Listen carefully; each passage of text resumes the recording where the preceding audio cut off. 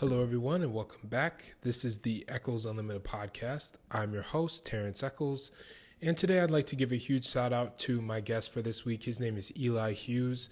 Eli is a professional basketball player, formerly for the Utah Jazz and the Portland Trail Blazers, currently with the Wisconsin Herd of the NBA G League. Shout out to Eli. We had a really good conversation, really nice conversation, just, talking ball. That's basically all we talked about. But, no, he's a super cool dude. I had the chance to work out with him this summer and help him with his off-season workouts. And no, shout out to Eli, shout out to Justin Cooper for also allowing me to be a part of that. So that's where our relationship started, and we've remained friends since then. So yeah, check it out. Let me know what you think, and give me any recommendations for future guests on the Echols Unlimited podcast. Before you go, do not forget to subscribe. Give me a like, please. Just, support the podcast, support the channel, do whatever you can. I'd really appreciate it. Without further ado, here's Eli Hughes.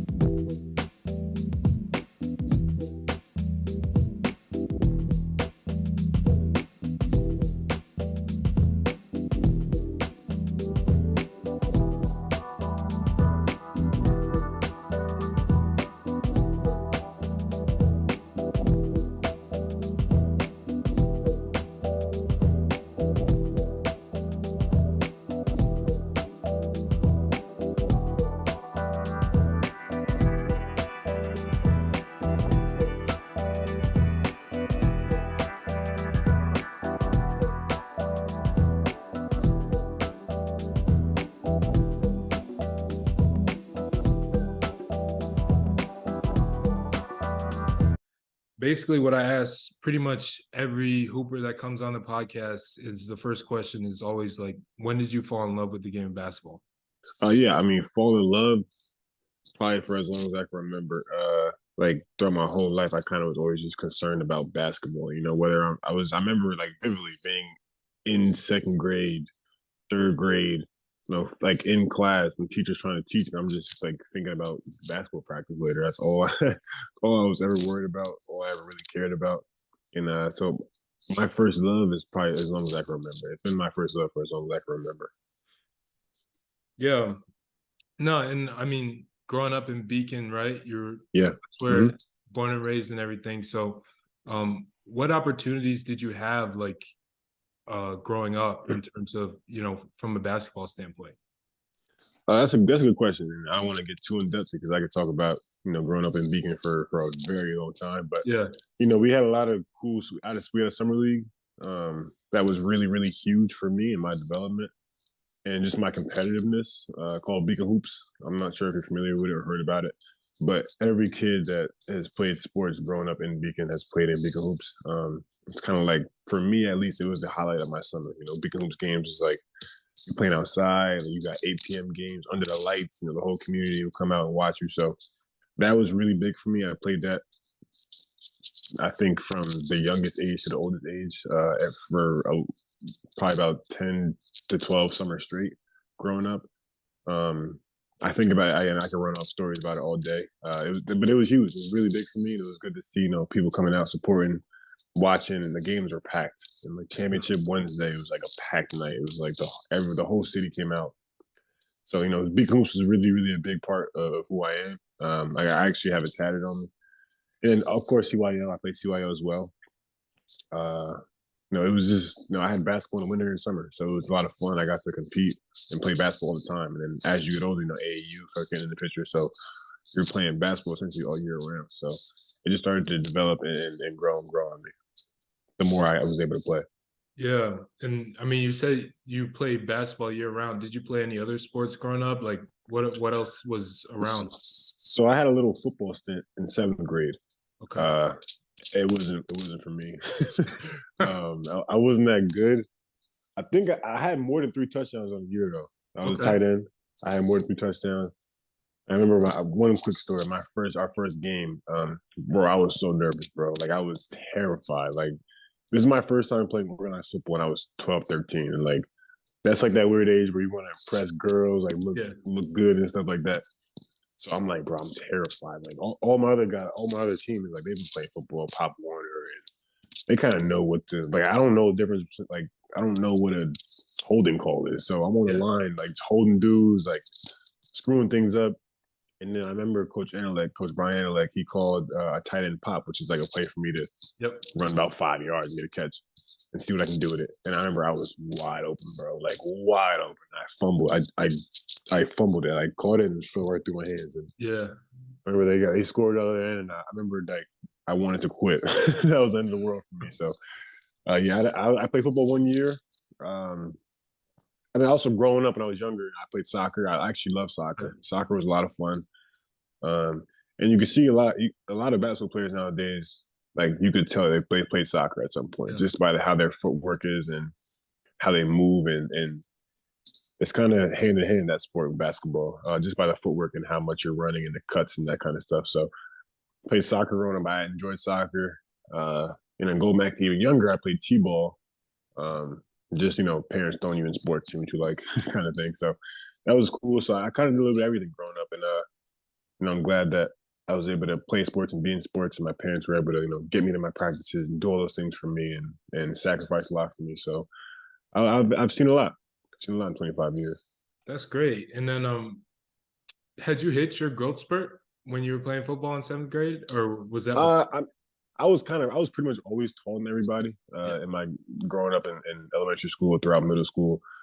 I had my real growth spurt, I would say, this summer going into ninth grade, like eighth grade going to ninth grade, going into high school that Okay. summer. That's when I started to have like really bad knee pains and Yeah. stuff started to ache and just bad growing pain. So that's when I hit my real growth spurt. How did you manage that, all that knee pain and stuff? I had a little bit of it. I'm not that tall, but I had a little bit Right. of it. I know what you're talking about. Bro, it was really bad. At some points I thought like, yeah, I'm not gonna be able to play for a long time because this is really, really bad. Yeah. And bro, like I'm waking up out of my sleep crying. Like it was really hard at times. It was really, really bad. I think I went from like 6 foot 6'1" Hmm. to about like 6'4". So like Gee. it was quick. It was real quick. Yeah. My knees was aching, everything was hurting, and it was hard, really hard. But Mhm. I was able to get through it, thug it out. It was worth it. Yeah, it was definitely worth it. It was definitely Yeah, worth it. exactly. Exactly. No, and seeing Beacon and going to school very close to it and seeing that whole community and some of the athletes that come out of there, like Right. starting with you, like y'all like really support each other. It's a very Right. supportive community. It's a very, very supportive like group, from what I've seen. And it seems like Hmm. you guys are always trying to uplift each other, always, looking out for each other, working out together, that type of stuff. Right. It's something I wish a lot more cities or communities and towns did. Like what is it I about agree. Beacon that makes y'all like really lift each other up? That's a great question. I just think honestly, all the stuff we talked about on Beacon Hoops, we all were all playing in it. Like we all played in it, from guys that were older than me to guys that were younger than me. It's like we all have that connection where we're Loopers Park. We all played there. The same, even for some guys, Pop Warner. Like I've never played Pop Warner, but Yeah. I have best friends who are just like raised through that program, and people I love that were raised through that program. So we're everywhere we are, we always see each other, no matter what's going on. And Beacon, honestly, it's really small. It's a really small town, Yeah. city. It's obviously it's growing with it's gentrifying and it's changing, but there'd be times growing up like I walk outside. I live right off Main Street. I grew up right off Main Street growing up, so I walk outside on Main Street. I see about 20, 30 people I know. And I'm saying hi, showing love, just talking, chatting. And nowadays, is I see close to 1,000 people on Main Street. I don't know 5 people. So it's changing real fast, but I think, and that's another reason why we are so close. As Mhm. a community, it's so tight knit because of how we're changing so fast. And I would say, like at the time you kind of arrived at Marist was probably like when it started to start gentrifying Okay. really, really bad. So Yeah. that's probably why you see how close we are now. But it's always been like this. Like it's always been like a community coming together as one, support each other, and it's good. It's good. It's really good to like for me personally, like making it to the NBA was really important for me, but like just to understand and know how many people I inspire from like my hometown of Beacon was just like it still gives me chills just talking about it. So that's what's really been important to me and showing kids that it's possible. Yeah, and I mean, I already know that you're probably like a huge inspiration to everybody else, and it's such a great story. Um, and seeing that and yeah, at Marist, like people were like, I know you mentioned like while I was at school, it probably was the time it Right. was starting to gentrify. Like people were like, yeah, I'm going to the donut shop in Beacon. I'm going to Yeah. Yep. the Exactly. taco place in Beacon. Like Exactly. hitting all Dia. these Yep. places up. Like I love going down there to hike. So like Right. Yeah. Yeah. that was my reasoning for going down there. But like, Hmm. yeah, I definitely did notice like some of it started becoming more popular, especially when Right. people got cars in Exactly. college. Exactly. Yeah. Like people were there every It's weekend, bro. quick. It's a quick ride from there. It's like 30 minutes, right? Yeah, It's really easy. Yeah. exactly. Exactly. No, that's cool. And then you know, I think the first time I saw you play, Mhm. I don't know how old you were. I think I was like maybe a freshman in high school. You were probably sophomore. It Right. was at Q's camp. Yep. Q's came. Yeah. Yep. So like what was it like, coming from small town Beacon to, Right. this huge arena or this huge stadium. I don't even know what you call Right. it. This Yeah. I huge know. dome. It's exactly This right. Just the huge dome. dome for, a camp that had hundreds of kids, bro. Like Right. those camps were There's so crazy. many. There Yeah. was so many. So I was able to, be able to come to that camp through my high school coach at the time, Scott Timpano.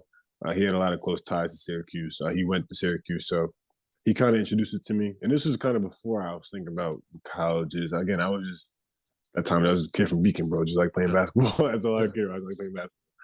So he brought me up there. He signed me up. He brought me up there. Um, bro, it was so much fun. Like it was so much fun. Like I just remember we just woke up at like 9 a.m. and played basketball from 10 to like 10. It was awesome. And then we got to watch like the older guys play pickup and stuff like that. It was like, bro, I never want to leave this place. Like it was unbelievable. Mhm. And but it was crazy. I remember like walking in kind of feeling overwhelmed. Like I'm a small kid. I usually when I'm playing basketball, I know everyone on the court. I know everyone, like I know everybody. So just seeing that many kids was just kind of like, wow, this is just a lot of people. And then see how big it was. And not really understanding the how the dome really worked. I didn't know how the court was, Mhm. and in comparison to the football field, like I didn't know, Right. I didn't understand. I had no idea. So it was very overwhelming at first, but as I started to settle in, meet some people and talk to some guys, it was just from there. It was just a lot of fun. I really, really enjoyed it. We could probably talk about stories in that camp. Yeah. You as well for a long time, but I just remember it being so much fun. Yeah. Yeah. Some of my best basketball memories, some of my worst basketball memories are there as well. Right. I had my first ankle sprain one year. That was terrible. Really.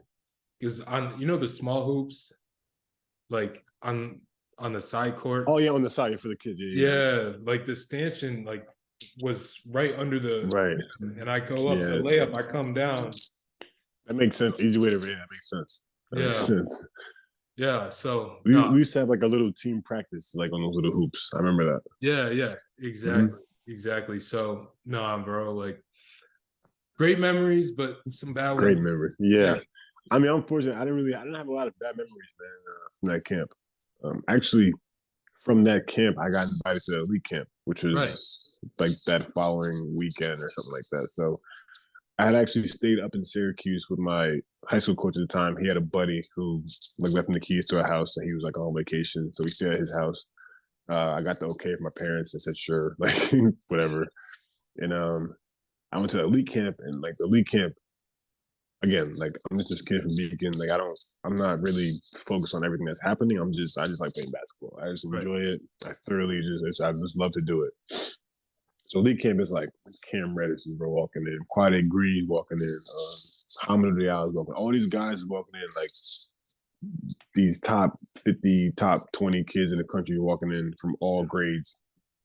And I'm not really like that aware at this time because like I'm just playing basketball, bro. I'm just Right. enjoying it. Like I'm just whatever. So I don't really know all these people. I don't know everything. I'm just hooping. You're just And hooping. yeah, I'm just chilling, hooping. And I had a really good 2 days of camp. the coaches were impressed. Coach Bam was impressed. He liked what he saw. I met a lot of good people. I met Coach Hop for the first time actually at Elite Camp. So that was really cool to kind of chop it up with him for a little bit. And yeah, man, the rest is history. Yeah, exactly. Yeah, the And rest is history. yeah, I remember like just being at camp and you became popular really fast. Yeah. Like first night, people were like asking you to like do dunks on one of the hoops. I remember that, bro. I was like a crowd of like 60 to 80 kids just watching me dunk. It was nuts, but it was fun though. Like it was cool. Right, right. And I remember Buddy was like, I remember like talking to Buddy, and he's like, "Yeah, my dad really likes this kid." That's funny. I never Little knew did that. we So, know, little did right, we know how exactly. things would end up. But That's no, crazy. I met Adrian and Buddy for the first time at that camp too. okay. Yeah. Oh, cool, cool, cool. But yeah, like bring it back a little bit. Before we Mm. get into Q's, like I know you played on a very talented high school team Yeah. um, at Yeah, South man. Kent Hmm. with a couple of guys who are in the league right now Right. or playing pro right now, especially. Right. How was it going from because you went to like a private school in the Hudson Valley? Yeah. Yeah. So I went to Beacon High School my first 2 years, my freshman and sophomore year. Then I went to JFK, Kennedy Catholic, which Okay. was my junior year, which is in Westchester County. Then in South Kent my senior year, and then I just Mhm. went to school from there. So I mean, yeah, like my high school journey was bouncing around. 3 schools in 4 years. It's a lot. It's a lot of adjusting, a lot of figuring things out. But it was good. It was great. It was great. I know there's a lot of pros to it, and my pros, I think, just meeting people. Like I was able to put myself more into that basketball world and meet more people in that basketball world. So that was really really cool. So Kennedy Catholic, my junior year, we won a city championship, 26-2, best team in school history, and it was time for me to start focusing on like all right, I could probably do something with this now. I could Right. probably really like lock in and figure something out for the rest of my life. So I also had to get my grades back in check. My grades weren't where they needed to be, so I needed to leave the state of New York just to be help me graduate so Right. I could play in college. So South came my senior year, man, that was like the reality check of a lifetime, bro. Like I learned how to work hard at South Kent. Seriously, I Yeah. learned how to work hard. It was a grind, and like the NEPSAC is every night is a dogfight. Like every team has 3 pros on it at least. Every team. Mhm. So I played with Tremont Waters, Miles Powell, Matt Moyer. We had a really good bench, Division I bench. We were just every day was just going at it, and like I'm actually replaying in my head right now. Like I remember Matt dunking on a big man, Tremont dropping Miles in practice, like Miles getting hot. Whatever. Like, we all just having our days. And so early on, again, I'm always gonna be that kid from Beacon, like no matter where I go. So I'm just hooping, bro. I just like to have fun. I like to play. So our first day, we have like our open scrimmages for like coaches to come watch and recruit. For our first day, Coach Cal, Coach K, Coach Bennett, Coach Jay Wright, like all these coaches is walking in. And I'm already committed to ECU at the time. Like Yeah. Coach Baham walked in actually because Matt Moore at the time.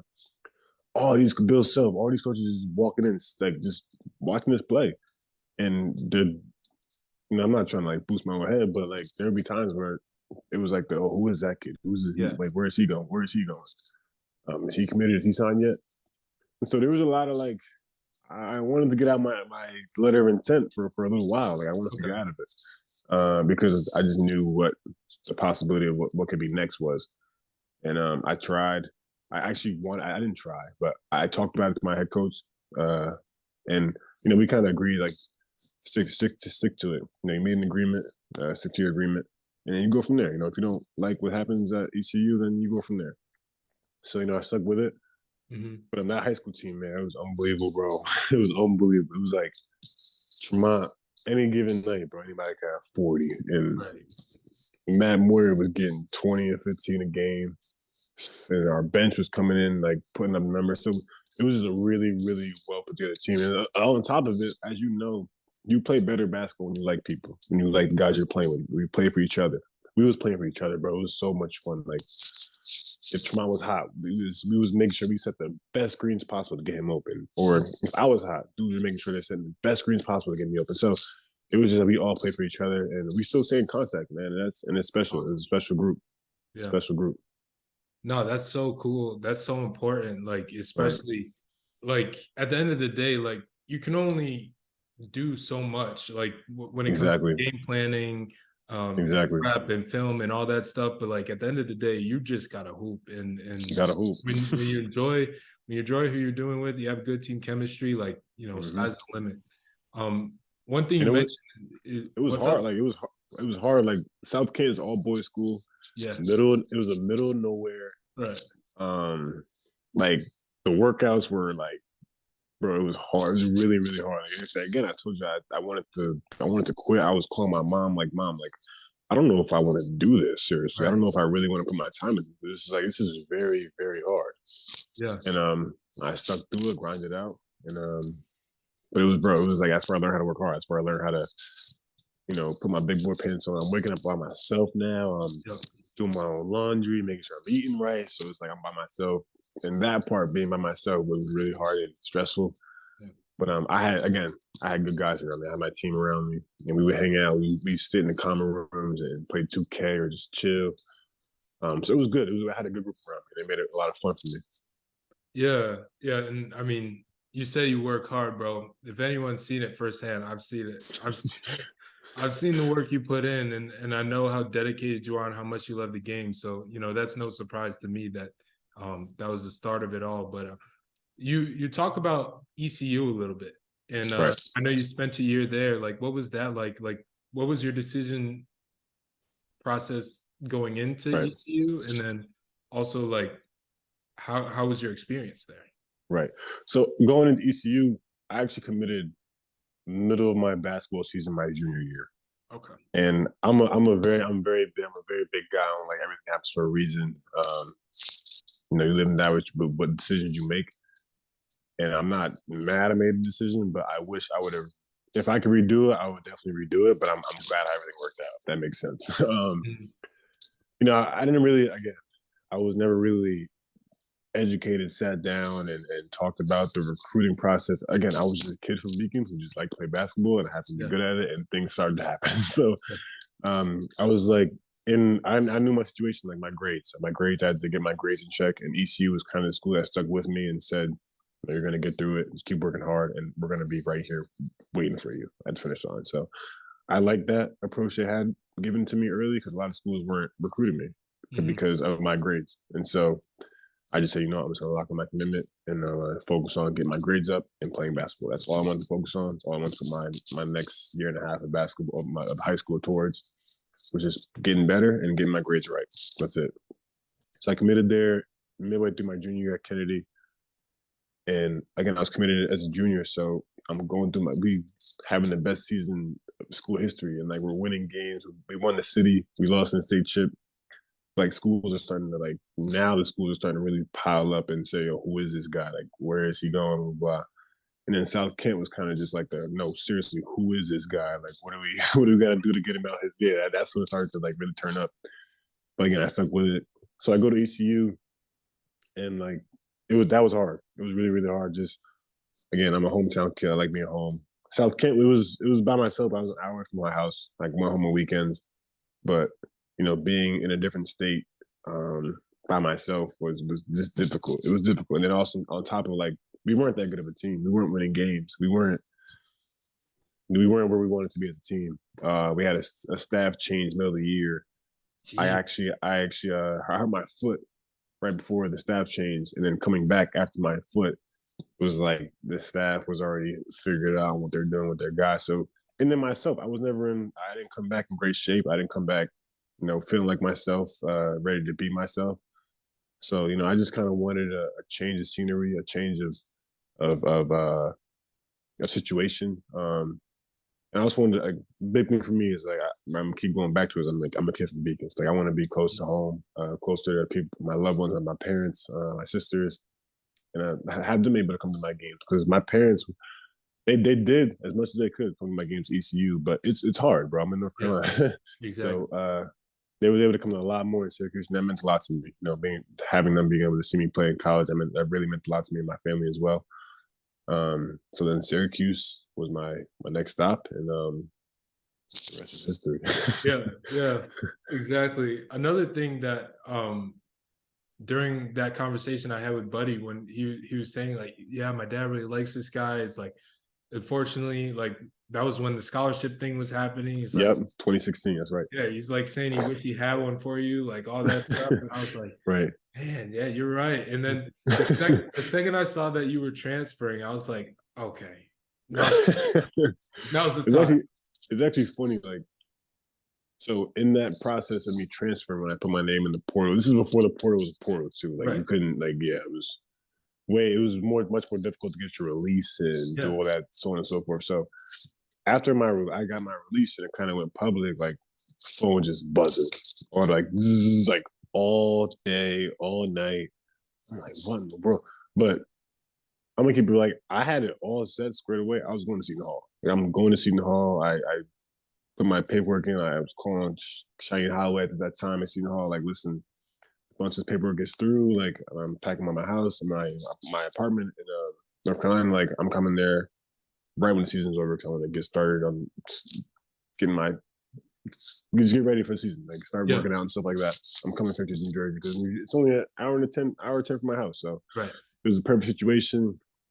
The situation they had with Desi Rodriguez leaving and me coming in, sitting in my transfer year, and he'd be gone, and I was gonna. So it was all squared away. I talked to Coach Willard at the time at Seton Hall. It was all squared away, and then like 2 nights after I got my release, when I'm packing up my apartment in Greenville, North Carolina, Coach Red calls me. Coach Adrian Archie calls me, and I was on the phone with him for like a smooth hour and a half, 2 hours. Just like, I was packing my stuff, I had to go outside, just take a little break, and we're just chatting. And internally, I was kind of like, I just talked to Shaheen 2 days ago. I told him what it is, but it's hard to say. It's hard to say no to Syracuse. Like, that's hard to say no to. That's really really hard to say no to. So I just kind of put it on pause for what I was going to do next for a little while, like 2 weeks. When I told Coach Holloway, and he kind of figured that someone else had called me or got in between. So I told him no. I just said, listen, like, it's really hard for me to say no to Syracuse. I just came off an unofficial visit. I just went for like, I probably was on campus for like 7 hours. I didn't need to see everything. I wasn't like a kid coming to school again. I just wanted to figure out what's the best basketball situation for me. So I just went there, talked to coach. My parents talked to the coach. And after that, I committed on the ride back home. Like, on the way back home, I called Coach Banner back. Listen, I'm coming here. I'm going to Syracuse. And that was that. And but yeah, man, I was going to Seton Hall. I was for sure going to Seton Hall. There's no doubt in my mind. Wow. See, Yeah. that's stuff you never really hear about. Right. Exactly. And think Exactly. about like how things work out. Like with Coach Exactly. Holloway, he left probably not even a year later to go to St. Peter's. Right. So it's like he wouldn't have even been there by the time you were eligible to play. Exactly. So like things happen for a reason, bro. Yeah, exactly. exactly. No, that's really interesting. I'm glad you told that story. Because once you got to Syracuse, you had to sit out, Right. got to I forget which team that was. That was the team that went to the Elite Eight and lost to Duke. Oh, was Tyus, yeah. Tyus? It was just, yeah, Tyus, Frank, O'Shea's freshman year, Marek's freshman year, yeah, Yep. Chukwu. That was a special group, man. And that, again, my redshirt year at Syracuse, when I'm sitting out, it was like, bro, we're losing some games by like 6 to 8 points. And I'm not sitting here saying I'm Superman, but Yeah. I know some of those games, if I'm in, we close us out, we walk away with a W. Yeah. That's why the tournament itself was just so hard. Because that was the first time I was able to travel during the NCAA tournament with the team. So like we playing these teams where we beat who we had to play in first. We beat Arizona State in the play-in and Dayton, and then we beat after that. Is it TCU? Or no. It was TCU. Either TCU first or Michigan State. One of the two. TCU probably. I think it was TCU. I think Michigan State was round of 32. Or I don't know. I don't remember now. Yeah, I don't remember. Yeah. I have no idea. It's all blended together to me. Yeah, so yeah, we played TCU. We whooped TCU. We run through Michigan State in Detroit, which is essentially a home game for them. And then we go to Omaha, Nebraska, and we got Duke in the Elite Eight. Yep. And I think that's like Marvin Bagley, Wendell Carter, Grayson, GT, Trayvon Duval. And like we was neck and neck all game. Like it was a good game all game. And I think we lost by like they made some free throws at the end to seal it. But I think it was, I don't remember the exact score, but it wasn't more than 10, maybe 11. Um, and that one hurt. That one really hurt because it was like we had a chance. And again, I'm not saying I'm Superman or whatever, but Yeah. it's March and Syracuse rolls in March, and guys start to step up in March. So I feel like I could have been a big help to that team. But it is what it is, and things happen for a reason. Yeah, yeah, and then I mean, the next year you get your opportunity immediately in the starting lineup. Yeah, I remember that lineup was probably one of the better Syracuse teams I'd seen in a while. yeah. It was what, Frank, Tyus, Mm-hmm. you, Me, Buddy off Frank the bench. Tyus, a buddy off the bench, O'Shea, in the starting lineup, and Chuku, Pascal Chuku in the starting lineup. And then we had Buddy off the bench, Marek Dolezaj off the bench. Quincy? Quincy Gary off the bench. Yep. No. Quincy wasn't there yet. Quincy wasn't there Okay. yet. Jalen Carey. Mm. What's his name? Robert Braswell. We had a really deep team, and like I remember even the practices going in, like we didn't need no coaches to sub in to scrimmage with us. We didn't need managers to sub in or walk-ons to sub in because we had 11, 12 or like scholarship guys, I think, and just hoopers. And we were just hooping every day in practice. So it was really, that was awesome. That year, my role was kind of like the standstill corner, Yeah. corner three, make threes, just kind of take pressure off guys like Tyus and Frank. But even going into the year, I was ecstatic, bro. I was just ecstatic to play basketball again. I was just super happy. Essentially, it was almost 2 years not playing real basketball because ECU, I was hurt most of the year. And I was not really in the lineup as much as I wanted to be. And then my redshirt year. So you put that together, it's about 2 years of seasons of me missing. So I was just really happy to be back. I had a great summer. Me and Jerry got after it all summer. I stayed in Syracuse for the whole summer, actually. I didn't go home. And we just got after it all summer. And I had a really good year my first year. I was really happy with how I played. Yeah, yeah, I remember you had some great moments. Like I Yeah. think every Syracuse fan is gonna go to the Duke shot. Like Yeah. that game in general, bro. Yeah, Like that game was nuts, bro. I couldn't hear myself think. Like yeah. I couldn't. And every time I look over to the bench, coach is just because you can't hear nothing. You can't hear anything. And the floor is shaking. They go up 12-0 the first before our timeout. It's crazy in there. Monday night game. Oh man, it was nuts. That was That crazy game to was be a part of. yeah, and that was during all like the Zion craziness. Yeah, it was Zion, RJ, Cam, show. It was just really good to be a part of that. It's awfully good. Jim Boeheim was raving about Virginia before the game. Time for a heave from Elijah Hughes, and it's good from the foul line extended at the other end. The crazy half ends with an unbelievable shot by Elijah Hughes. Well, and you have to look at that one. Did he get it off in time? But you got to be kidding me. That was amazing. Mishandled the ball, and that is going to count. What a shot by Elijah Hughes. Deep range. He's got deep range. Got to get up on him from about 75 feet, maybe even a little more than that. That's better than anything Jay Will does at game day. That's about 80 feet. What's that worth, State Farm? That shot was crazy. That shot was crazy because when I threw it up, I thought it was going to hit like the Jumbotron or something like that. But it started to curve, and I was like, that might go in the basket. And then it just went in, and it was actually a really big time shot. And just how the game went, we needed that three to kind of build that separation. Mm-hmm. Yeah, no, and the way that game ended, how close it was, and just the battle down the stretch. I remember Tyus hit a bunch of really tough shots. Oh my God, Tyus was getting busy that game. But I'm not gonna lie, bro. Tyus is one of the better one-on-one guys I've seen. Like Tyus can really one-on-one. Tyus, he's a tough shot maker. He's strong. He's physical. He can get to the basket. Tyus is really good offensively. Yeah, and I mean, the way that season ended, kind of disappointing. Didn't make it in the tournament as far as you guys wanted, but I know coming back the next year, you were the guy. Like, Yeah. I remember watching like one I think it was Seth Greenberg. He was talking about Syracuse on like one of the shows. I was watching it. Right. He's like, Elijah Hughes is the only ACC player on this team, and I was like, That's crazy, bro. first of That's all, crazy. yeah, that was a crazy statement to make. That's crazy. Second of all, like I thought y'all had a great year for what you guys had, Yeah. and with COVID becoming a thing later on in the season. Right. Like I thought it was a great season for you guys. Bro, I agree. I tell people all the time, like, we competed that year. Like we competed our asses off. I don't know if I'm cursed without curse, but we just really competed. Yeah, we competed, and we gave everything we had. You know, we had Marek, who's 6'10", not even 200 pounds on a good day, as our center in the ACC. Like, Yeah. that's hard. I mean, you got Armando Bacot, you got Garrison Brook. These kind of bigs. It's like, what you want from, like, what you wanted. So we competed, bro, and I was really, really proud of that team. Like I was really, like, as an older guy in the team, like I was just proud of how we all just competed. Yeah. Braum was on one leg.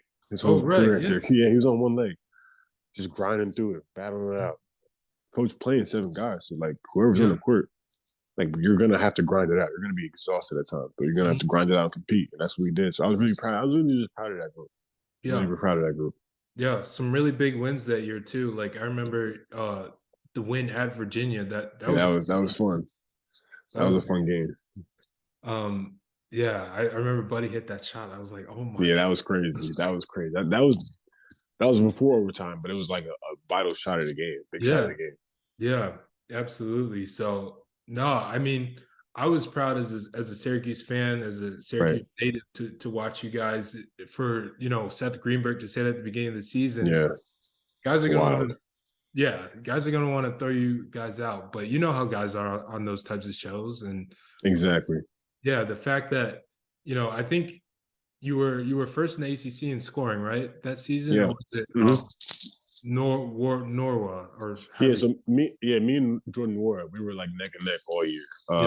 But to finish the year, I think I finished number 1 in scoring, and he was number 2. And it was not by a lot, but I think I was like 19.9. He was probably 19.6, and we were neck and neck all year with scoring title. Yeah, and that's awesome. Like that probably that's a huge accomplishment. Like not many people can say like, yeah, I led the ACC in scoring for an entire season. Yeah. That's something that probably put you above a lot of other guys in terms of NBA talks and everything like that. Yeah. And I'm gonna be honest, bro. Like it wasn't until about that year in February until like I started to know what was going to happen next in my life. So and it was like I go back to it. I'm gonna keep going back to it, but like I'm just hooping, bro. I'm just, and that was the year I got to, get boogie, like just boogie. I got to just like I'm not coach not gonna take me out. Like someone has to make these plays. Someone has to get these shots up. We can't have empty possession. Like he's not gonna take me out. So I got to just really just get the ultimate green light. So it was a lot of fun, a lot of one-on-ones, a lot of just, getting back to just having fun, essentially, just enjoying it and not being so robotic in a sense and just boogieing. Yeah. And I mean, you really got to show your talent that year, and that's amazing. And one thing that's funny is that you saying you didn't know what was next for your life. During the season, one of my friends who was manager at Marist, he had to make a list of every player who was eligible to be a grad transfer for the coaches at Marist because they were going to start grad transfers. Bro, you're on the list. And I was like, real? Yes. I'm like, you really think he's actually going to Yo, that's crazy. I never knew that. That's crazy. Yeah. But it's like he was just making a list of like hundreds and hundreds of players. And I'm like, oh, who'd you put down for Syracuse? And I saw I'm like, hey man, he might want to come home, but that's funny. That's funny you say that because I tell people from like around the area all the time, like, bro, Marist, they don't recruit the crib. Like if they recruit, like growing up, I know if I'm a ninth grader, I get a marriage offer. I might have committed in ninth grade. Like I'm at the crib, bro. I'm at the crib. Yeah. And Yeah. but that's whatever. It's no biggie. I Yeah. don't worry about that. Yeah. Like, I mean, no, it's funny you said that because I used to make my dad drive me to Colgate to watch games because that Right. was, that was my dream school growing up. Right. Like 45-minute Exactly. drive. We're like, Exactly. That's the crib, bro. Like yeah, exactly. No, it's funny. My brother goes there now, so it's actually oh, hilarious. for real? That's That what's was up. my dream school, and now he's but and like you, that's funny. That's funny you just say that because you brought up the point of me kind of being how, not too many people can say that they led the ACC in scoring, but like the next year, Buddy did it, and it was like that was even for me to yeah, know kind of Buddy's maturation process. That was like, wow, I was just super super proud of him, bro. It was like because again, like it's not easy to go to a school and play for your dad. Like yeah, your dad is a head coach, and especially being in Jim Boeheim, like that last name already holds as that much weight as it does. And to be able to go there with your brother and do what he did that year and middle of COVID, yeah, leading to the NCAA tournament was like I just was so proud of him, bro. I was so proud of him. yeah, yeah. Not many people knew it. Like, not many people had seen it. Right. Unfortunately, I knew the type of player he was. Yeah. I remember he was a sophomore. I was a junior in high school. He like Mhm. lit me up for like 5 straight, and I'm like, man, like I just knew Yeah. seeing the work ethic that he has. Like Oh I've my never seen God, bro. someone. I've never Oh seen. my God. That kid works, bro. He's a Yeah, worker. Like that's why it's so easy to root for him because he's just such a worker. And it's like you want to see guys like that who work that hard, like figure it out. And we actually played his Motor City Cruise team. I want to say the November, December. yeah, It was like bro, packed house. Like Giannis actually came to the game. Like he came to his game because his brother's on my team, Alex. Yeah. yeah, So Giannis at the game, bro. Buddy just turned up, bro. And I was like every time he shot, I'm looking yeah, and before it goes in, I know it's because especially if he made 2 or 3, it's like that's whatever, but he's not gonna miss now. yeah, So he has that ability, man. He's a special kid, special yeah, kid. yeah. Absolutely. No, like you said, you're proud of him. I'm proud of him too. Like Yeah, he's a good dude too. Like yeah, exactly. That's what makes that's it the easier, thing. bro. He's just a nice person. Yeah, like you see a lot of it, like success in this sport. Like I'm sure you probably seen it firsthand. And success in this Yeah, sport not necessarily change a person, but will cause person. People will do stuff like that they probably exactly. would have done They had they not exactly, been successful. exactly, exactly. And I agree, man. That's the sad part. yeah, But just staying true to who you are, being the person, man. That's gonna take you farther in life to any dollar bill will. exactly. And then so obviously after the season and COVID and everything, Yeah, uh, you enter the draft. yeah, And I mean, you're one of the very, very few highly talented, highly, very selective group of players that were drafted to an NBA team. Like, just tell me about that, like pre-draft process and with COVID and everything, and then yeah. up to draft night and how your feelings were after you heard your name called. Right. So yeah, I put my name in the draft. We had an elongated pre-draft process, bro, because usually the draft is June. Yep. Yeah, it's June. So you have July. about July, June, July. Yeah. Wait, it's July? I think so. Late June. My fault. Late June. Yeah, I think yeah, late June. You're right. Mm. Because summer league's in August. That's right. So yeah, it's supposed to be in June. So you usually get about 3 months of pre-draft, working out, preparing, working out with teams, flying across country, working out for teams, blah, blah, blah. We didn't have that. So I was in New York for 8 or from March to November, however long that is. Just working out.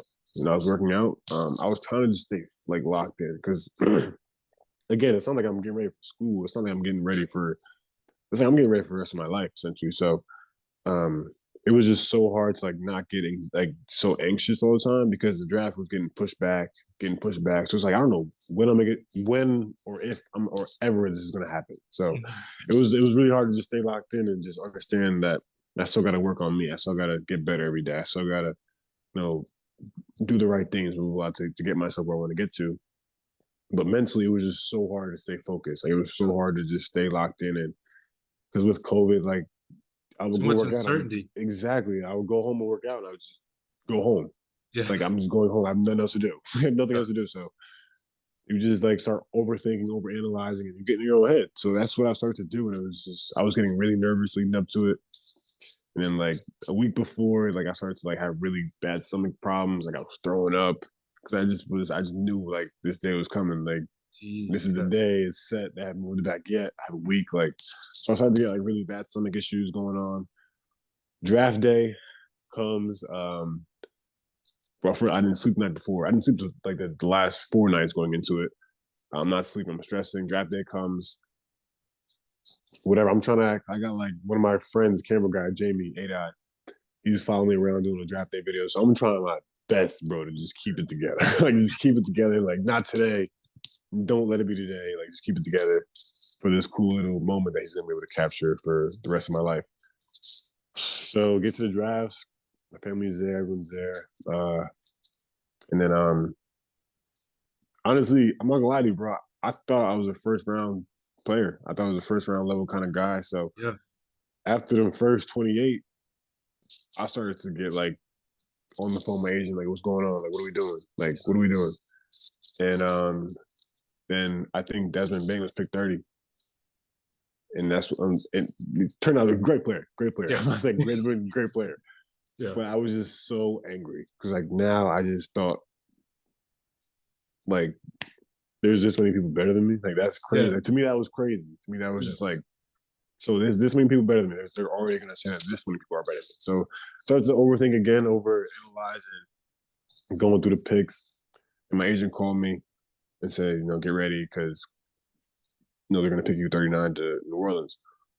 And that's when my heart just like sunk, bro. It just like it happened it just sunk. And I was like, oh. Like I was sitting there because it was a virtual Zoom.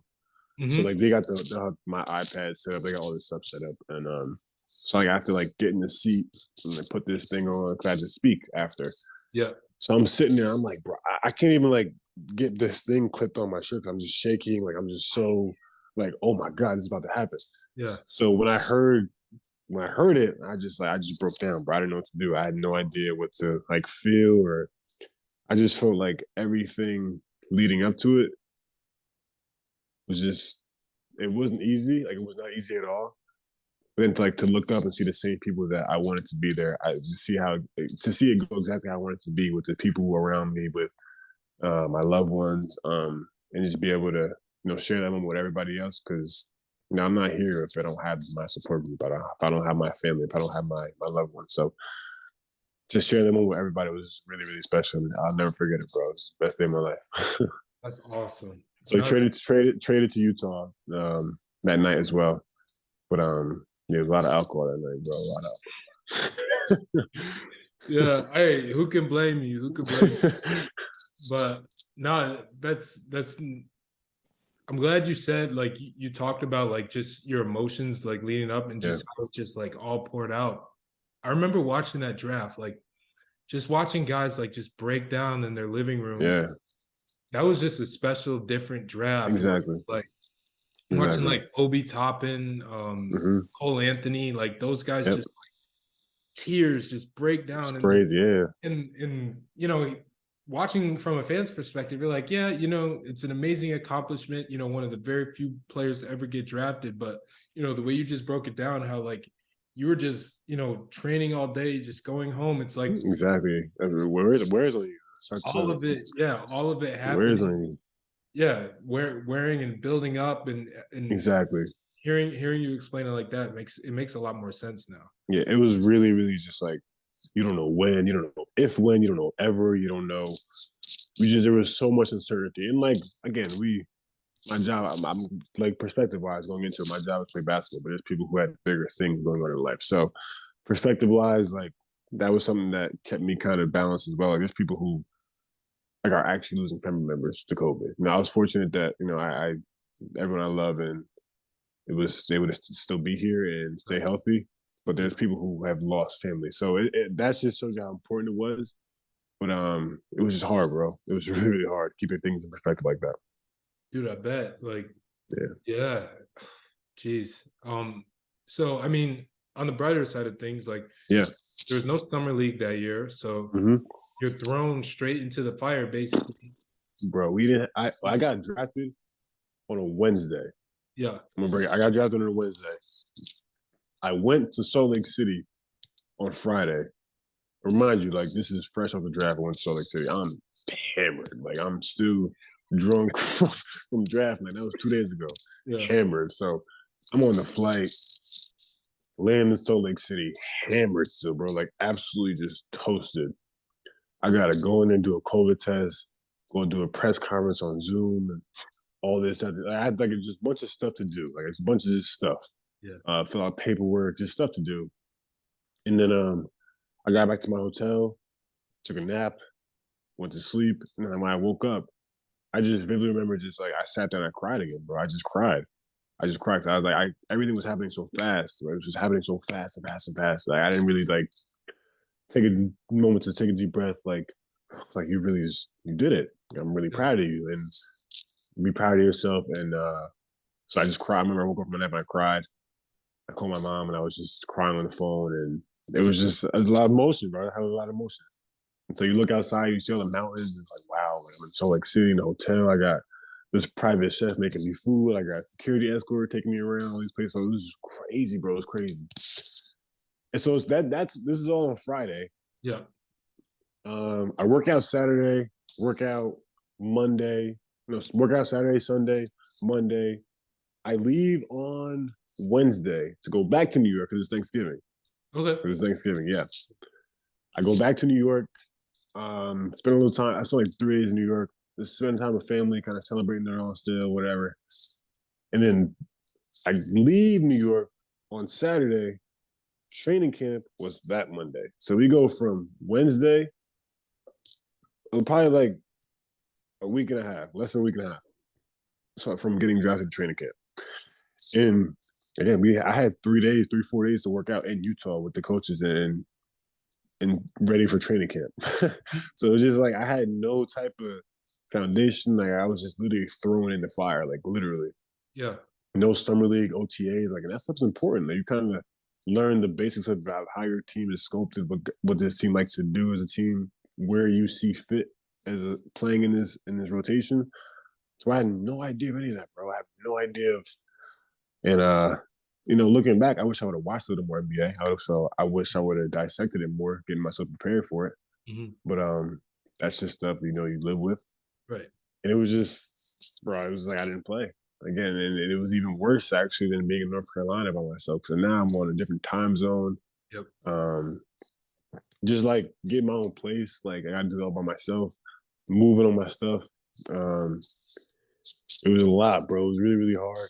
And usually, like how my life has been with basketball, like I'm going to class in the morning. I'm going to lifts. I'm going to study hall. I'm going to practice. I'm going to game. Bro, now it's like I got practice. And my day is whatever I feel like doing. Yeah. Like literally whatever I feel like doing. Yeah. Like as long as like I'm getting you my got work money in, now. And you got money now. Yeah. Exactly. And you have like money that you can't even count that high kind of money. Yeah. Like Yeah. you have ridiculous amount of money. And it's like, all right, well, now what do I do? Like now what do I do with my life? Like now what do I do with my day? Yeah. And it was kind of hard to manage that. Like it was kind of hard to like, all right, like lock in, get your work done, like get your workouts in, like whatever, lock it on that. And then like find yourself a hobby. Like what do you like to do? Like what do you seriously enjoy to do? Mm-hmm. That's not shopping. That's not like anything that's stupid. Yeah. Exactly. So that was hard, bro. That was really, really hard. Like that was still to this day. There's stuff like I figure out new things like to do, but like early on with that much money, it's like I didn't have things to do, so I was just chilling all day. Mm-hmm. And but again, it was hard. I wasn't playing, but looking back, there were so many valuables in that, bro. Like we were the best team in the NBA. We best record in the NBA. We had the 6th man of the year. We had 4 All-Stars, runner-up 6th man of the year, defensive player of the year. Boyan was 50, 40, 90. George's, went from being kind of almost out the league, not a really NBA player, to sculpting his career into a really good rotational NBA player who's shooting the ball extremely well. So we had like I had so much to look at, bro. I had so many like pieces to just like pick apart from it and just learn from it. And Quinn, playing for Quinn, was unbelievable. Mm-hmm. And but in the moment, it's like I'm fresh off winning ACC scoring champ. Like I'm fresh off that. Yep. Like I still got that. So like, give me the ball. So, and not arrogantly, but like, you know what I Right. mean? Like I can do more than just sitting here in the corner and make a jump shot. Like I'm way more than that. Exactly. So that was really hard to just find that balance. And then it is what it is. I learned from it. You always learn from everything. And then get to trade it to Portland. And Portland, and just reality of I didn't play well. I didn't play well. I got an opportunity. I got a big opportunity to learn from Chauncey. Played for those guys. See Dame's work ethic. That's something that people can't say they've seen. I've seen that firsthand. Even he was rehabbing, but just the focus, the precision he's always had. I got to see that. I got to live in Portland, bro. That was dope. Like living in Portland was dope. And it was just I didn't play well. I didn't play well, but I'm glad for that. I'm grateful for the opportunity. I'm glad that someone was able to see something in me in Portland. And now with everything I've been through at 25, it's just like I'm just happy I'm playing basketball. I'm happy that the little things matter more to me now, and that's where I'm at. And it's been a long, fun journey, and I've enjoyed it, bro. Yeah. I mean, I was talking for a lot. My fault, bro. I get no. like that. You good. No, that's perfect. That's perfect for podcast, but it's a podcast. Like right, yeah. So you good, but you got time? Like I don't want to. Yeah, I'm chilling. I'm chilling, bro. I just told you, I be having practice. I have nothing to do. Perfect. Yeah. Okay. One thing I wanted to touch on was like you said you started training camp like a week and a half after you got drafted. Right. I think like one thing that people don't quite understand was like you were like you say thrown into the fire, bro. Like you were drafted to a contender. Like right. they just took that was right after they took the Nuggets to 7 games. Like right. you said, two all-star players, the defensive player of the year. Like to be thrown into a training camp, like I can't imagine being thrown into a training camp, like haven't really played like competitive basketball since bro, right, yeah. 9 months. To be thrown into a training camp of such a successful organization at that time. Didn't like they honest up, like they didn't need you. They didn't need you for that year and the following 2 years. They didn't need you. Mm-hmm. So, bro, it was really difficult. Like my first day, I remember they were getting up and down playing. I didn't step on the court. I was just on the side, kind of, having a different role in that team. Mm-hmm. But the second day, I remember I got in there and I was just telling myself, just be you, do what you do, just play how you play. I had a solid day, made some shots, made some plays, made some good defensive plays. Mm-hmm.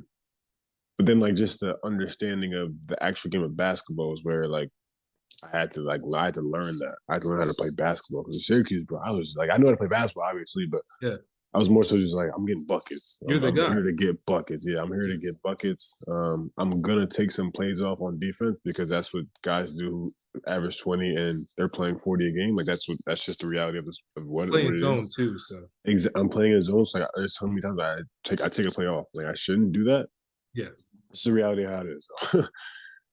Now, like if I'm in Utah, if I miss a defensive play, like I'm out for the next 12, 15 games. I'm not seeing the court for the next 12, 15 games. So kind of just shifting my focus was something to be learned. It's shifting my approach, So it was like a refocus, a rethinking of the game of basketball for me, joining the Jazz. Yeah. And then being in that situation, it's funny that you mentioned like having to like lock in on defense because it's like you're the first person I've ever seen. Well, you're one of the few pros I've ever been around, but like you practice your ball screen defense during like a one-on-one individual workout. Like I hadn't really seen that before. Like you practice different, ball screen coverages. You practice like one-handed passing, like accuracy, like for accurate passes, and seeing the way like you and Justin work like that, like you can see like, okay, this guy took this from the league. Like this is what he for has. sure. Like there's certain things you take from college, certain things you take from high school, but like you really see like the nitty-gritty, like detailed things that you need to focus on in basketball. And it's cool that you pointed it out, just kind of showing off your knowledge as well. And again, you're very smart person. That's why I've liked having you around for my workouts. But yeah, bro, it's all about the little things. Like the details really, really matter, especially in the NBA. And it's like like people who think they can shoot, and it's like, nah, bro, you can't really shoot. Like you really can't shoot. Like so it's just wild, bro. It's actually wild how like detailed and precise and just like laser sharp focused people are up there. And that's why I try to envision. Because again, you got to practice what you do the most. So like, if I'm in the game, especially as a rookie that year, they're gonna like put me in so many pick and rolls because they want to see how I guard. I'm a rookie. Like I'm a rookie on probably one of the better defensive teams in the NBA. So they want to test you out. They want to feel you, and then guarding the ball one-on-one. Chasing shooters off screens, like little things like that, and learning how to navigate and get better at those is stuff that I like to pick up. Yeah, absolutely. And no, I appreciate you having me around. Like last summer, like with you and Justin and everybody else, Tyler and all them. That made like the transition from college to like actual life in general. Like that just made it like so much fun. Like it made me realize like that's something I actually like want to maybe pursue down the line for sure. Right. I appreciate you guys having me around. Yeah, absolutely, bro. Absolutely. But one thing that you pointed out to me like last summer was like one thing in the league is like they're gonna find out if you can defend. And like that's they're gonna fast. Yeah. Like can you explain that a little bit more? It's like break that down. Like people don't realize like how important it is to at least be a competent defender, and how some of their favorite players that they call bad defenders, that these talking heads on whatever social media and everything like say guys are bad defenders. It's like, nah, like you won't score a point. Exactly, bro. It's crazy how like everyone and like just how good the people in the NBA are, like how good these players really are. These are like, I don't know, like the monster, like the kid that was like the OD nice kid from where you from. He's whack compared to someone like, nah, for real, like he's trash compared to like the seventh man off the bench in the NBA. He's trash compared to him. Like he's trash. Yeah. And people don't always realize that, and people don't understand it sometimes because they don't understand like if I'm in a lineup, right? Me, Mike Conley, who's pretty solid on ball defender. He's smaller, so sometimes he gets whatever, but he's a good solid defender on ball. Let's see, Royce O'Neal, Rudy Gobert, along with myself, and let's say Donovan, right? Mm-hmm. If I'm in that lineup, as a 3-4, like as a coach and as a person on scout, like they're gonna want to see if that rookie can move his feet.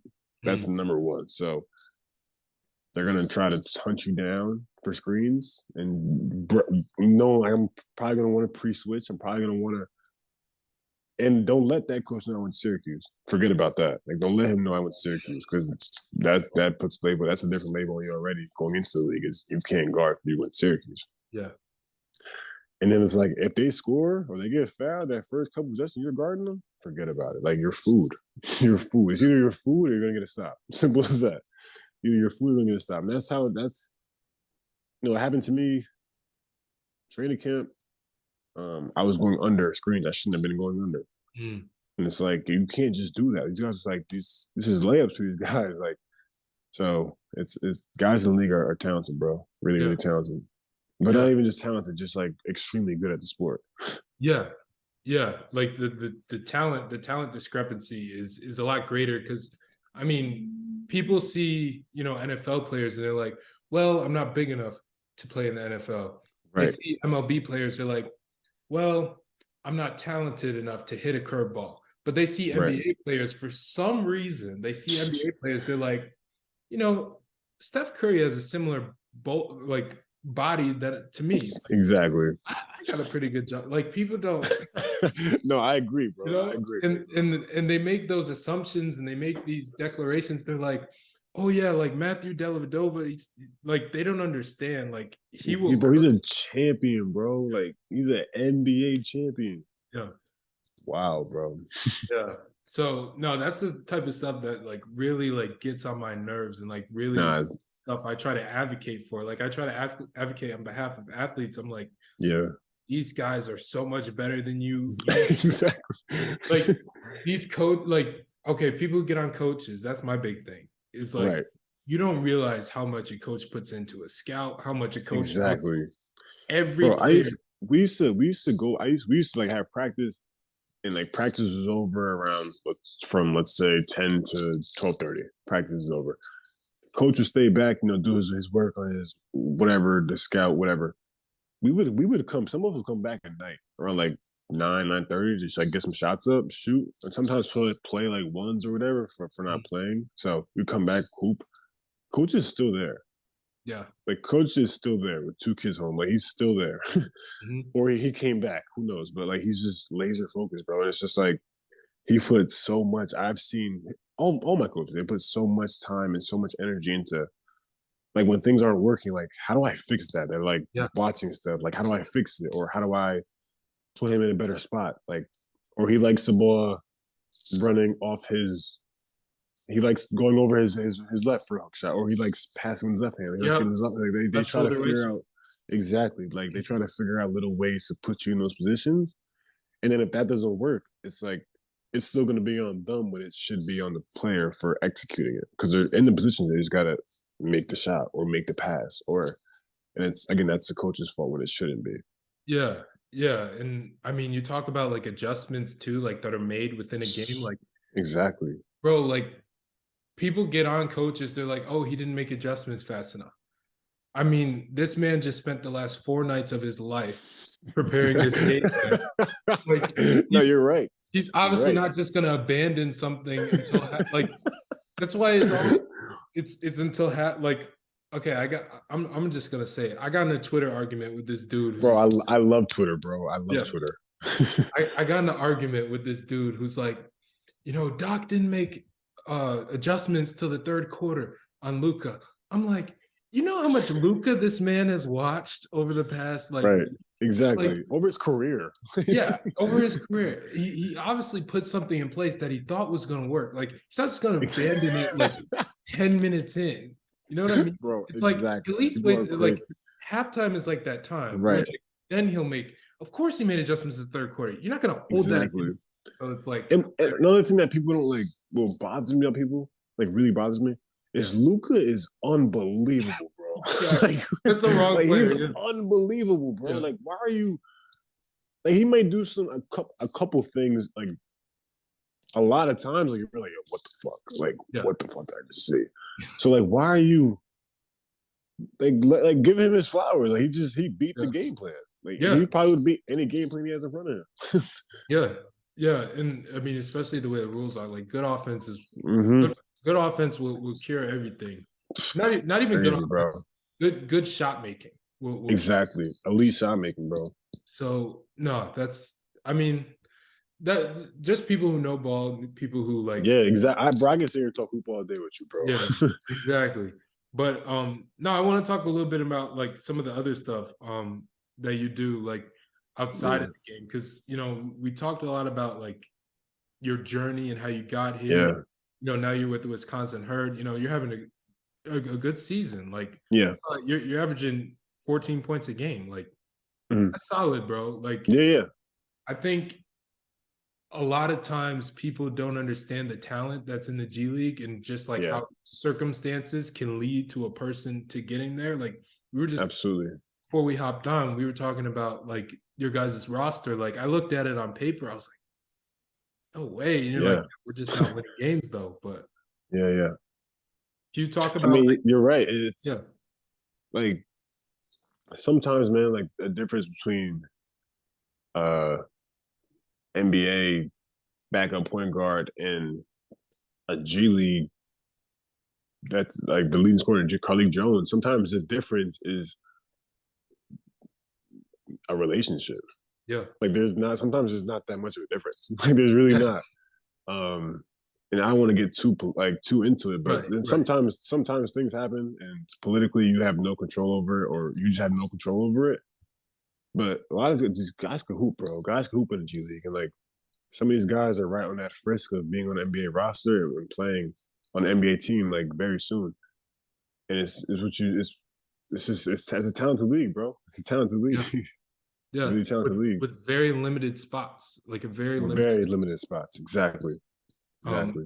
yeah. I If actually ever, saw. I don't know the exact number, but I saw a stat the other day about like how many people have played in the NBA. it's like 5,000 Yeah, it's like in the crazy. history. In the history. That's crazy, bro. That's crazy. Who's like Imagine, suited up? Yeah, it's crazy. That's yeah. crazy. Imagine being one of 5,000 people on Earth to ever do something. That's wild. And like sometimes, like even myself, with everything happening so fast, I was like, I wasn't never able to like appreciate that.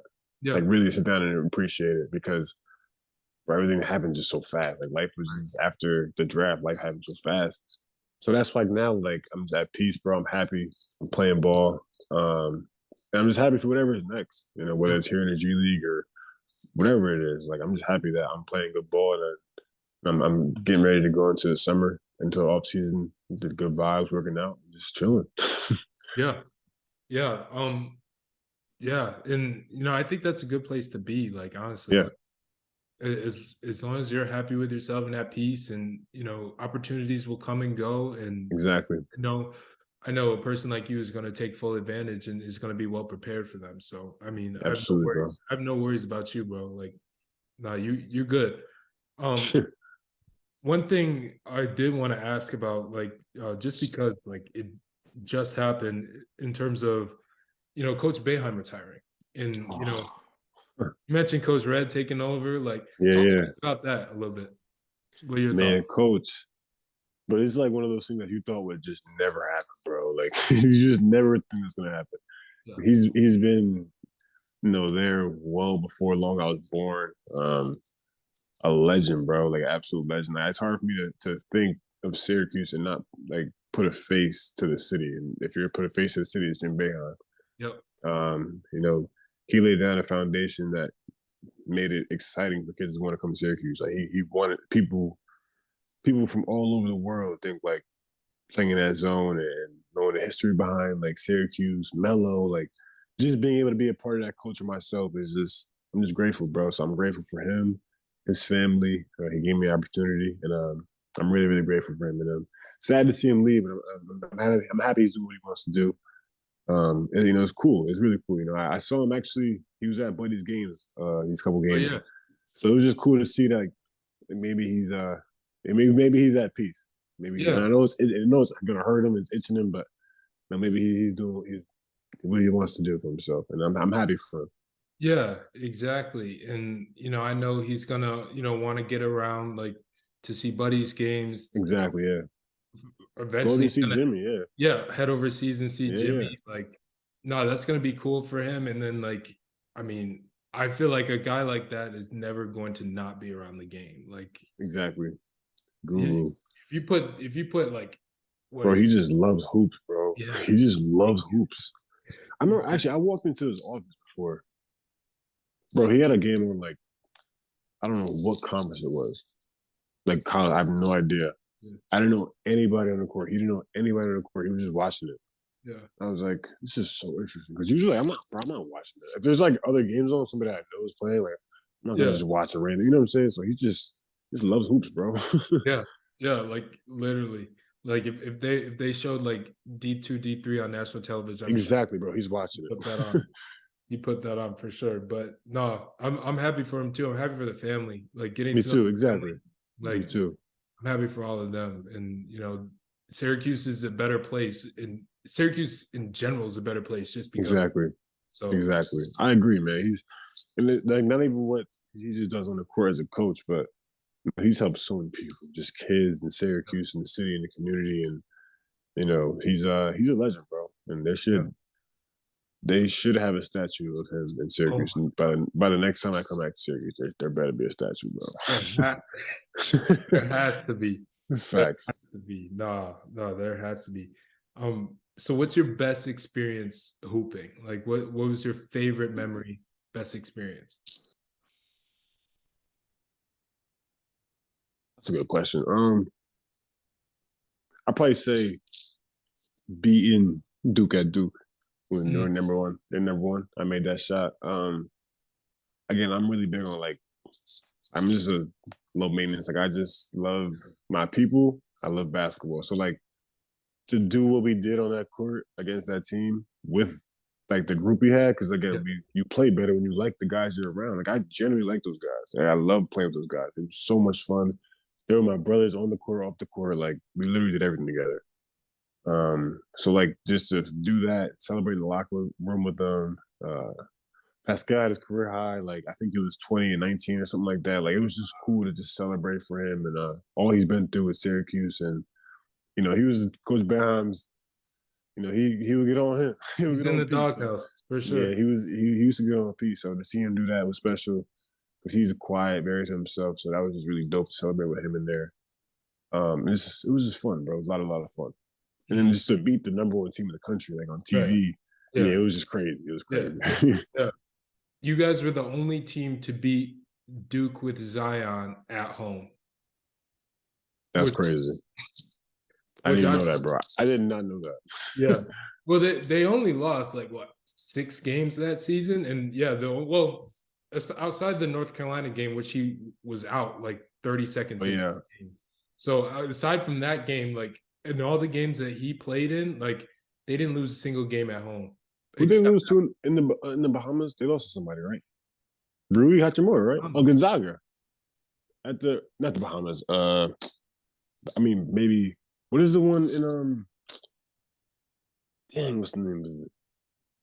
I know they played the Maui Invitational. They lost in the Maui. They lost. I think they lost Rui Hachimura, Gonzaga. I could be wrong though. I think I don't know. I don't know. No, they did lose, bro. I'm gonna look it up. Oh, okay. Wow, that's crazy. Shout out Rui Hachimura. Bro, he's nice. Yeah. Yo, people hate when I say it, but like he moves like Kawhi. He moves like Kawhi, bro. I've seen a little bit. Yeah.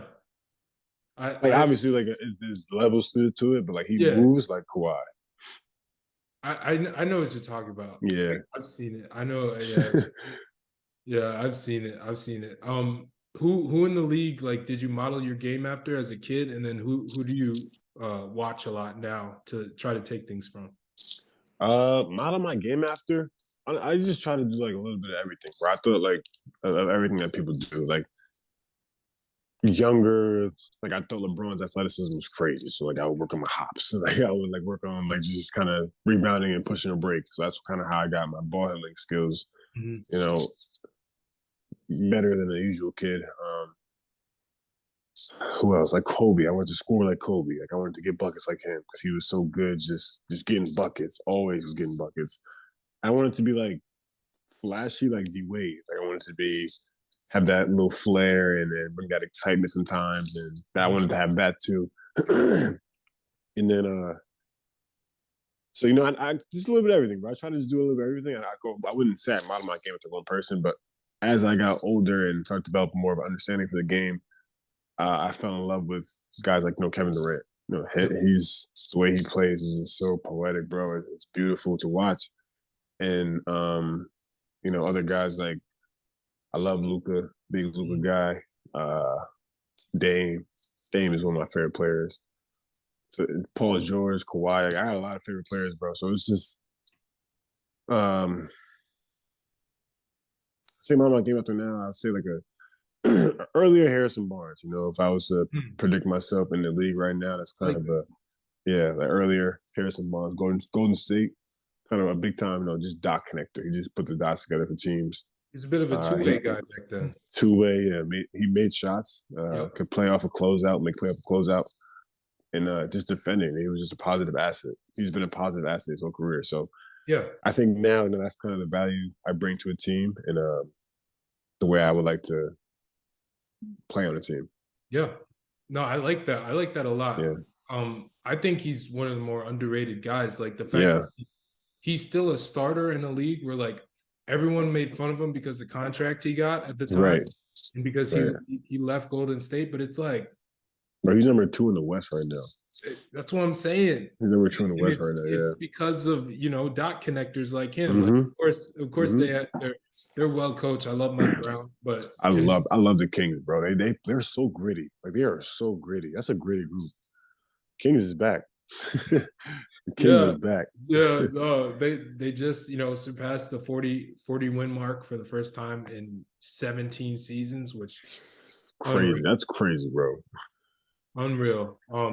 No, but that's cool. That's cool that you didn't you mentioned KD, but like Harrison Barnes is like a guy who is severely underrated, especially since he left Golden State. But I'm honestly like someone grew on me.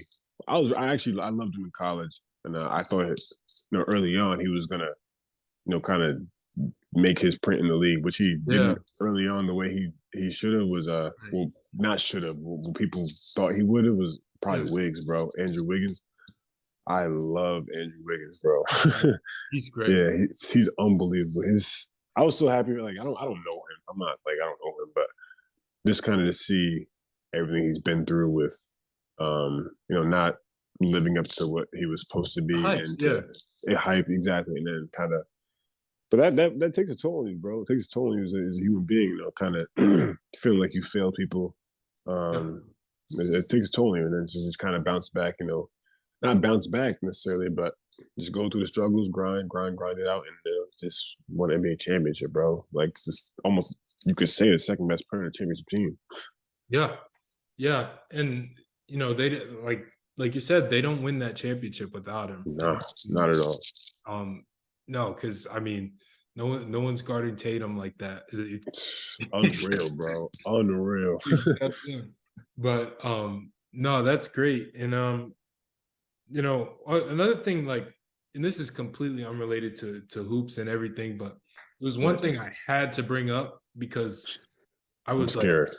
Nah, bro, I was like worried about you because like one time over the summer, we were working out, and then Cam.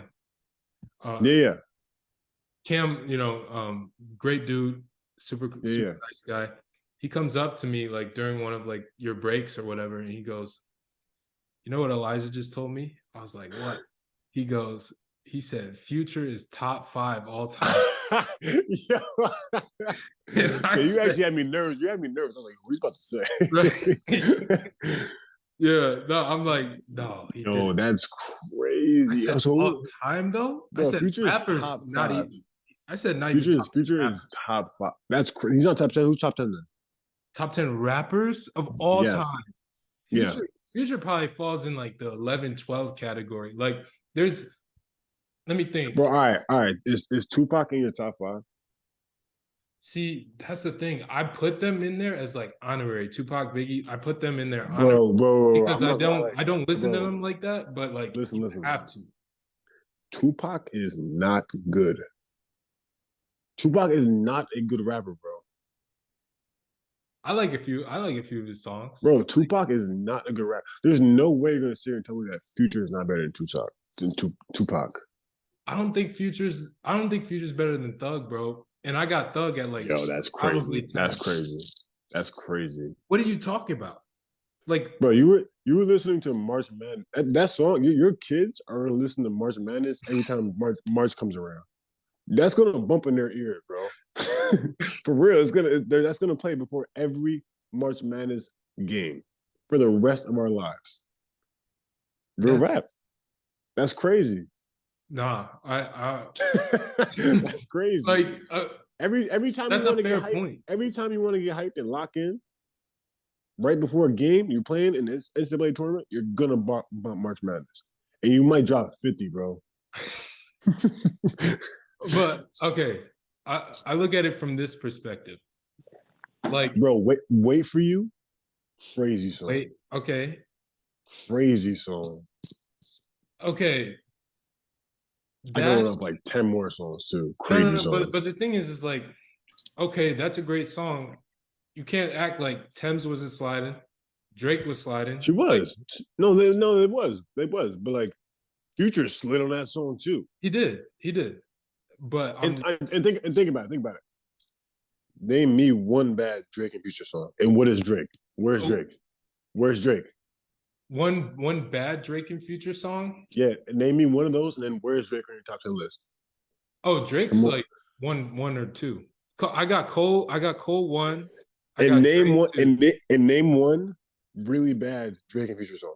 Okay, name one really bad Drake and Rick Ross song. Name one really bad Drake and 21 Savage song. It's Drake, bro. Rick Ross is like Rick Ross has just been very consistent. That's all I'm gonna give him for his career. He's just been consistent and consistent. Like he's just consistent. But what's the comment? I'm not saying Futures. Bro, you said top 5 artists, bro. You said top 5 artists. He's in mine. He's in mine. Right. Okay. And like I'm gonna argue, obviously, but bro, I get why people don't agree with me, but like, bro, I just love Future, bro. It's a fun argument to have. I like Future too. He definitely did. Like he got me through high school. Like the pregame, Future's unreal, bro. The pregame pregame playlists were nothing without Future. Bro. Oh my gosh, no, that's funny. Hendrix. I actually didn't. I was gonna say like Dirty Sprite. Like that's what got me. That was even crazy. DS2, the one, the purple and blue. You know, the purple and Stick blue. Talk. Yep. Yep. That album got me through high school. But yeah, man, I had to bring that. Bro, you said that like you was about to. Bro, I was nervous. Bro. I had no idea what you were going to say. No, man, I would never like say nothing. Like I would never say nothing. Nah, you good. You good, bro. You came on my podcast. I would never say nothing.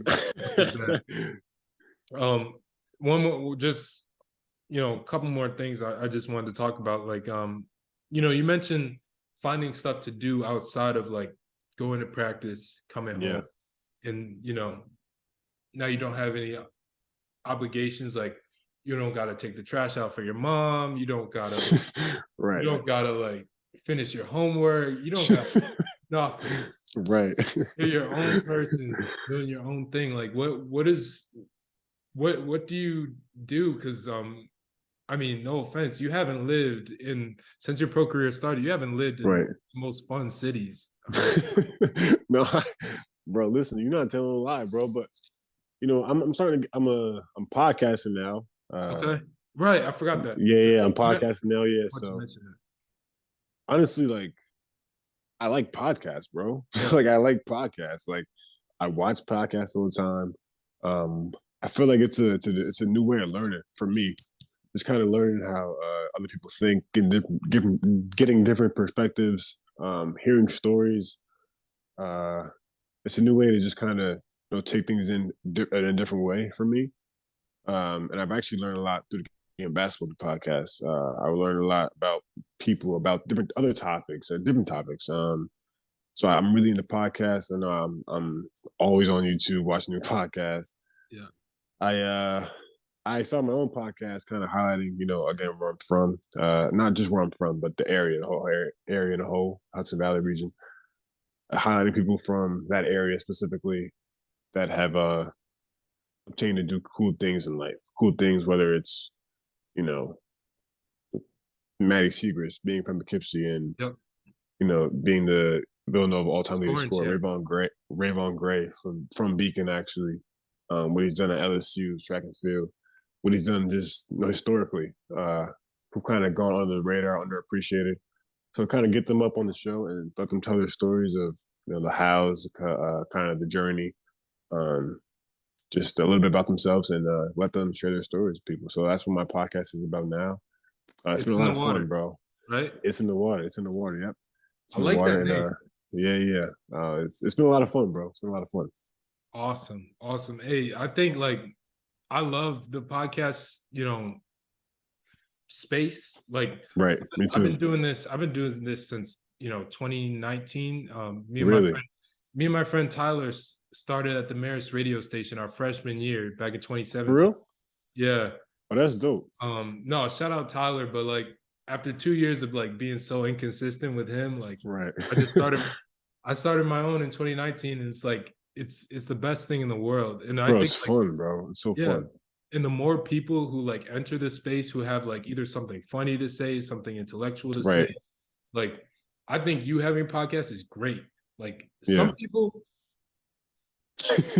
It ain't for everybody. exactly, it ain't for everybody. You're right. No, that's cool that you found it. Like, what are some of the other ones that you like listen to, and like from a basketball perspective, like I like the ones who like break it down, like the JJ Reddicks of the world, like Yeah. guys who can like break it down and like explain it in basketball terms, where like guys know like what he's talking about, and Right. you can be like open and honest, and not like Mhm. just repeat points from these Right. shows with a lot of Right. ratings. No, I agree. Well, JJ Redick's number one. I love his shows, kind of how he breaks down the game, kind of how he, gets in depth with conversations of basketball that some people just have no idea. And Yeah, just from the guests he has on the show, you just learn things from those guys. And, best guess. I think, yeah, I think it's unbelievable what he's doing. And it's also like really cool to see how smart these guys are. They're just really smart people. And I also like All the Smoke. Big Yep. fan of that. Yeah. Big fan of that. I've been watching that for a long time. Oh yeah. I do enjoy those a lot, just because they kind of they like to just tell people stories. So I like to learn about people's stories. Some of my favorite athletes, my favorite actors, like my favorite NBA players. Like it's really cool how they have it. The Pivot, another one. Bro, Big fan of the Pivot. that's Love the one of my Pivot, bro. favorites. I Like love the Pivot. they had Mina Kimes on last week. I was like, Crazy, bro. I the love the guests they Pivot. bring on, it's like exactly who you want to Yeah, hear. exactly, bro, exactly. And I feel like they get very in depth, like emotionally, Mm, and yeah, that's why I like. And it's cool to see that like sometimes you're not going through something by yourself. yeah, So I think that's really, really, especially as like an athlete or like somebody that has this different type of lifestyle. Like it's cool to see that you're not in it by yourself, and that to understand that to just don't be afraid to ask for help and so those kind of things. So I think that's really important. yeah, yeah. And I especially like the style of it, where it's like just a Exactly. bunch of people sitting around in like a circle where they're just having a conversation. Just rapping, bro. Just rapping. Yeah, it's very authentic. I like the Pivot a lot. I watch a few. There's like a few Instagram comedy ones I like to watch. There's one like what you thought podcast, bro. It's like a group of four dudes. They just be just chatting about nothing, like stupid stuff. Like they were arguing about the air fryer being like the best appliance since the car. It is like they, top 5 appliance. no, I agree. I agree with you actually. But it's just funny, bro. So I enjoy that one on Instagram a lot. I follow them and I watch their podcast. Got you. Yeah. Some of the funny ones, like all the comedians that have podcasts these days. Bro, I'd be dying, bro. I'd be dying. Like well, I don't watch all of them, but I know Theo Vaughn has one. Mm-hmm. Hilarious. I like and shout out Bansky, but so Bansky, his name's Eddie, my boy Eddie. He does called a show called the Etcetras, and he sits with Kevin Durant, and they talk about pretty like this hip hop culture world topics, fashion world topics. There's a lot of cool things going on in the world. It's really cool. They just kind of be rapping, just chatting, talking about the NBA, NFL, music, movies, Twitter. This is really what's cool, that one man. called? The Etcetras? Yeah, the ETC apostrophe S. Just like he put like with Kevin Durant pop up. Gotcha. Nah, it's cool, bro. I just be talking about like things that I'm interested in too, like with music and with fashion and that kind of stuff. Are they saying Future's top 5 on there? Yes, bro. He is, bro. He literally is. All right, man. All right, bro. Like honestly, I mean, I think you also said Michael Jackson was in there, right? Artists from artists, yeah. Yeah, because I mean, you listen to a bunch of like hearing your music taste. We have similar music tastes. I'll be honest. We have very similar. You play some Jay-Z. You put me on. Bro, I love Jay-Z. Don't get me started on. He's number one for me. Yeah. The one song, the Benny the Butcher song, you put me on to that. Bro, Legend. Love that song, bro. That song is crazy, bro. That song is crazy. By the end of the summer, that song was like one of my most listened. Bro, so many people have told me that because Instagram, bro, I'll post like people I think is a legend. I put the song Legend, so that's just something cool I like to do. Yeah, but so many people are always like, "Yo, what's the name of that song you played in your story?" Yeah. I'm like, Legend. They downloaded the same thing, bro. Yeah. Hey, I appreciate the fact you don't gatekeep, but no, that's cool. That's cool. I will not lie. I did Shazam a few times in the gym. Did you? You didn't see me. You didn't see me. I was Shazamming, but yeah, I like all different types of music, bro. Especially like when I'm working out. Like I don't always like to be like hard, serious. Like, I just sometimes I like to do the cool, mellow, Alicia Keys. Yeah. So that's whatever I'm feeling. Yeah, like I used to get on JJ about he listened to Lana Del Rey in the gym. Like there was I remember the one time, it was a couple summers ago. Like I go into the gym, it's completely empty. It's one person on the corner hoop on the gun, and it's JJ, and you just hear this like I don't even know how to explain her music.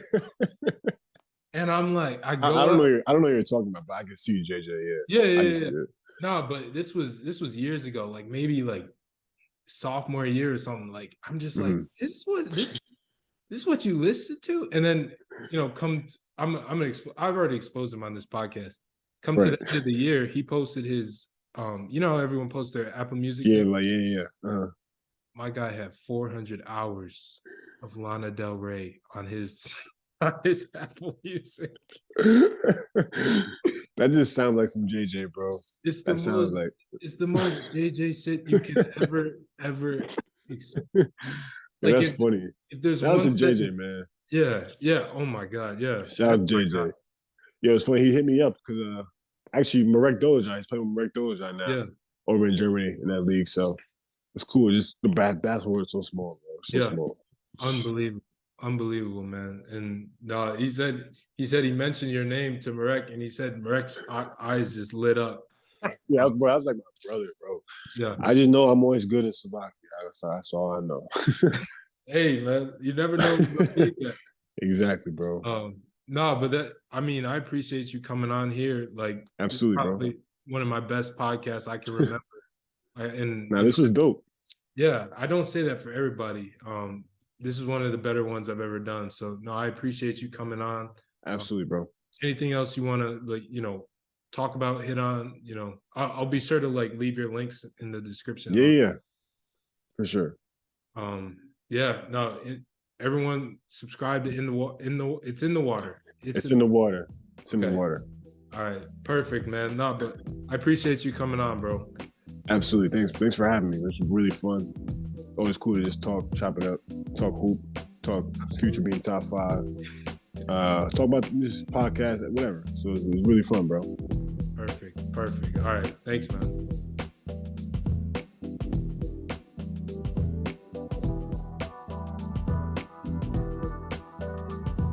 Losing, and a lot of it is framing.